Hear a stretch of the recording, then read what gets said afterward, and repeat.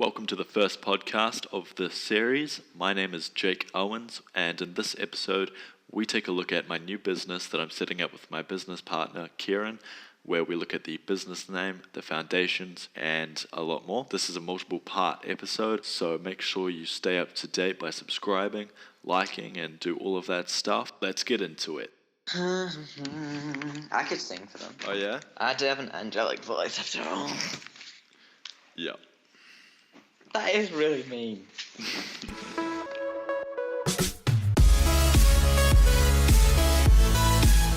I feel like I should be writing notes. It's probably a good idea. Should I write it in book? I was actually going to buy you a book, but then I didn't. Oh really? Well, I've already got a book, so but I appreciate it. I know. I would have. And I thought, nah, it doesn't deserve it. Oh really? So what I'm thinking is we look at foundations of the company. So that includes things like the structure, the registration, whether we're going to go under like partnership, depending on the regulations, etc. Then look at the roles and what we roles and different skills that we can provide. Yeah. And then how we're going to generate clients. That's a pretty big one. How we can generate clients and what current contacts we have that we could exploit. Business name, which I've been thinking a lot about. Okay, yeah. And I know you have as well. Pricing strategy or multiple. Yeah. Target market. What are we going to offer people first? Do you know what I mean? Yeah. Do you want me to say what I think? Or are we going to start from the beginning? Yeah, but so we can just mix and match this list. So I guess the start of it should probably be either what we're offering, business name, or foundation of company. Your choice. Let's just start from the beginning, foundations. Okay. So have you got any thoughts on that at the moment? Not too many. You have what are your thoughts so far? I can pitch in. My thoughts is that we actually have to have a BSN number. Is that what it's called? ABN number. Australian business number. Yeah. Yeah. So we need an ABN, and we actually need to register it as a separate company. Yeah, which is what we sort of thought. Yeah, exactly. All right, so do you know the pricing on those? An estimation was, I think it was, you can do it through people, but if you fill the forms out yourself on the actual government website, I think it's I registered for about 5 years. I can't exactly remember, but it was less than 100. Oh, really? Yeah, it wasn't much, because that's just for the ABN number. Like, all that really That's not really does. anything. Yeah, it doesn't do much. But then on top of that, like, what I did with my first business is I just paid for the ABN. Then what you can then do is you can trademark your name. You can... Yeah. In New Zealand, if you're expecting to have under $60,000 or $80,000 in profit per year, you don't have to register with GST. So looking here, if we expect our turnover to be under $75,000 per year, we don't need to register for GST. Okay. However, the thing that we need to think about is, are we going to be putting a lot of purchases through the business? Because if we are, then it's suitable to register for GST because we'll get the tax returns. But if we're not, then there's no point in registering yet. I'm not sure. Like, what do you think? I think that the majority of purchases that we do are going to be online, which means that GST isn't included anyway, so we wouldn't be able to have a tax return. The only way that we'd be able to tax return is if we bought it within Australia. Yeah. And the only things we'll buy in Australia are like things like phones, laptops, things like that. Yeah. Which we won't be doing right now anyway. No. That'd be later down, yeah. You're right. So I'm going to say no for now, and then we can look at GST. I mean, even at the end of this year, we could probably look at GST for upgrading phones, upgrading laptops, or whatever else, depending on how many clients we have and money, etc. Do you know what I mean? Yeah. Sweet. So what are your thoughts? Definitely. So no to GST? No, I agree with that. Yeah, I don't think there'll be that many expenses. And if they are, they'll be online. Exactly. Awesome. So you were registered as a sole trader. So anything under 18,200 for individuals as a sole trader, there's a tax-free threshold. Yeah, that's it. So we'd be registering as probably a company, and the tax rate for a company is 30%. Oh, wait, no. For small business entities, the tax rate is 28.5. Not much better. 28.5. Yeah. Not much difference. So basically, we pay tax from the first dollar, and that's a lot of tax. Well, it is a lot of tax. 28.5%. To get an ABN, how much does that cost? Let me just look that up. Oh, it's free. That's right. See, if you do it yourself, it's free. I could swear you pay for something there. It'd be business name registration. Oh yeah, that's probably what it was. So it's $34 for 1 year or $80 for 3 years. Yes, that's Yeah. probably what I was talking about previously then, yeah. So are we going to go with a 3 year or a 1 year plan? Um, And it's exactly the same money to renew as well. yeah, so it was what, $80 for the 3 years and what for the first year? 34. It's cheaper for the 3 year, obviously. I would go for the 3 year, but I mean, that depends what you think about that. I'm in this for the long Yeah. game. So there's like no doubt in my mind that I only want to be doing it for this year or that we're going to fail. Yeah. Do you know what I mean? Yeah. So I'm happy with the 3 year. So that is the only government cost, I believe. Fees to register as a company, though. So that's probably where it's going to hit us. Yeah, I was under a sole trader, so I didn't have as much. Exactly. We can either register as a partnership or a company. A company is a separate legal entity, so no individual can be liable. Whereas in a partnership, we're personally liable for all of the debts and obligations of the business. There are potentially no limits on this liability as the partnership is not a separate legal entity. You do not need to register with the ASIC, but you may need to register its name.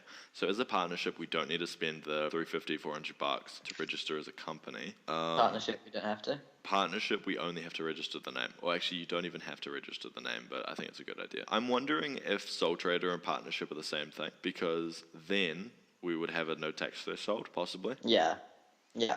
Well, sole trader, generally it would be, for example, Jake, you would be the sole trader, you would own it. Yeah, It would be exactly. under your name. Partnership, you would be under two people's names, so two people are liable. But would you be wanting to go partnership or company first? I mean, with my concept, when I started my business, I was like, I'll start off as a sole trader, and then if, it becomes bigger, then I was going to turn it into like a company, because that way I wasn't liable. I don't know, I don't have an opinion on either side, to be honest. I think that it's important to relatively quickly become a company due to not being liable, but I don't think it's necessary for the beginning. And how much did you say it was? Like $300, $400? Yeah, so, and that at the moment, I think an unnecessary expense. Alright, so you also need to look at making a partnership agreement. So under Australian law, partners are not employees, so that's good, because then we don't have to worry about superannuation and shit. Yeah, and me wanting a raise. Yeah.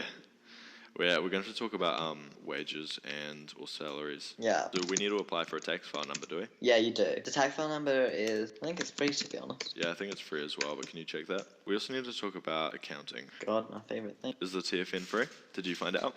I'm still having a look. It doesn't mention money, so I'm just going through the process of a lot of pages. There's no faith. Yeah. Okay, I think that's everything about the foundations, don't you think? Is there anything else you want to talk about? We've got no partnership, we've got no registration. Are we going to talk about roles? Let's talk about something else first. We should talk about how we can generate clients before we talk about roles. So are we talking about like the sort of mediums we'll use? Is that what we're talking about, platform-wise? Yeah, exactly. What sort of platforms and how we'd go about doing it. Although before we talk about that, we should probably talk about our name and pricing strategies and our target market. So do you want to knock out the name? Yeah, okay. So I had a few ideas here. So first of all, before we talk about that, are we still doing that thing where we're going to have... multiple names or one? Yeah. You said you had thoughts or...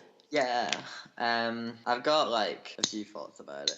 First of all, if we had multiple names, we would have multiple websites, right? Yep, which means we would need multiple ABN numbers, all that other shit, and that would cost a ton. Yeah, and then obviously on top of that, you'd have to host, you've got domain expenses. And from that perspective, actually right now, not a good idea. Maybe later down the path we could do that. Yep. But yeah, so I think maybe sticking just to one name would probably be better. I haven't thought too much about the name yet, to be. I've thought a little bit about it. Don'tAskYourDad.com was your idea. My idea is Kinetic Marketing. Yeah, I remember that one. What other ideas do you have? I actually have a book of ideas. Let me just pull it up. Go for it. I mean, I had this one, but I think it was taken, like, blank canvas marketing, but I don't really like it anymore. There was a Bovo, I think you pronounce it, ABOVO, and I can't remember what that means. I think it means from the beginning. It's an English word. A Bovo. Marketing. This is just like, okay, I just sketched down everything that I can think of. I think that's good when you're trying to think of a business name.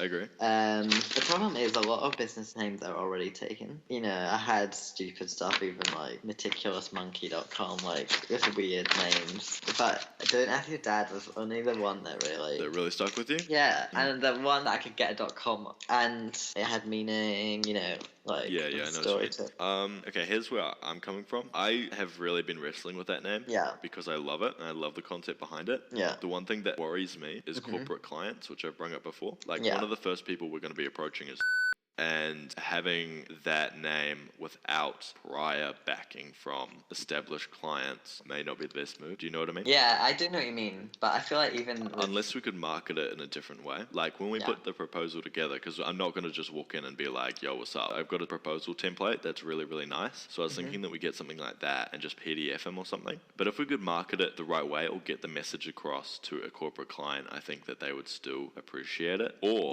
on the flip side, they would take it personally because it's a direct attack against them. This is true. That is a very good point. I know what you're saying. Like, in terms of what it's targeting right now, it would be targeting younger people as well as not corporate, more like small businesses. But in saying that, obviously there are other companies with odd names like, you know. Yeah, I know the ones you're talking about.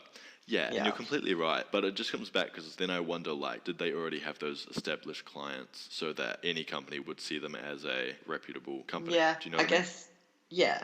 Yeah, I know what you mean. But, well, when they would have begun, I wouldn't have imagined, unless if they've rebranded. But they could have had contacts. Yeah, exactly. They could have had contacts. I think either way, unless you've got contacts, you're going to have issues anyway. That's true. That's a good point. Yeah. Except that I think you can just make it harder on yourself. Yeah, definitely. Do you think there's a way to have a different name that still has the same meaning? Don'taskyourmum.com? No. Yeah, there is. And I also said to you, like, okay, there's two things. A, we go with a completely different name. I do like kinetic marketing. I don't know whether that's taken or not. .com is, but I don't think .com.au would be. I don't know if that's something. I know that .com.au is good because you can target Australia, but if you ever wanted to reach from just Australia, then there's that issue. And then, of course, you'd have to have that issue of whether you would buy that name off and what's the reputation of the .com. If the .com's a big business, then you've got issues. As far as I remember, it's actually I think it's just a throwaway website for a. Let me look. Because the other thing that is you've got this. Okay, there's another thing. A, we pick another name altogether, which we'd have to think about because it wouldn't be just. It's a redirect. Sorry, I interrupted you. That's alright. A redirect. Yeah. So the other thing we could do is think of a new name, which we know that. Otherwise, if we did want to go with Don't Ask Your Dad, as I said to you before, you can abbreviate that to DAYAD.com, which would also read as Dayad, which I thought the other day. So that, or we go with yours, or yeah. The other thing I was thinking, to make it a little less, you know what I mean, for corporate. If you had a good logo, it would take the importance away from the name and put it towards the meaning behind it and the actual image. Yeah, I say so. So if we could have like a badass logo, I think that would make a world of a difference. Yeah, I think it would. Like in terms of professionalism. The other thing that I would say with that name in particular is the fact that when you come to, I'm not saying kinetic marketing's generic, but when you come to things like that where you just pair the two together, it makes it a little bit more difficult, especially if it's word of mouth, and this is probably more aimed at if it's a small business, but, you know, remembering the name, Don't Ask Your Dad, it's got rememberability to it, you know? Not that kinetic marketing doesn't, but I just think... I know what you mean. When people do have generic names, like, some people might find that funny, and then because of that, they remember the name. Do you know what I mean? Yeah, no, I definitely know what you mean, yeah. Nah, I'm down. It feels right. Okay, so got the name kicked off. That's awesome. Okay, so the next thing we should talk about... Hey guys and girls, thanks for listening to the podcast. I'm so pumped. I've been wanting to do a podcast for about 3 or 4 years now, so I'm really happy that my new business partner is allowing me to do this.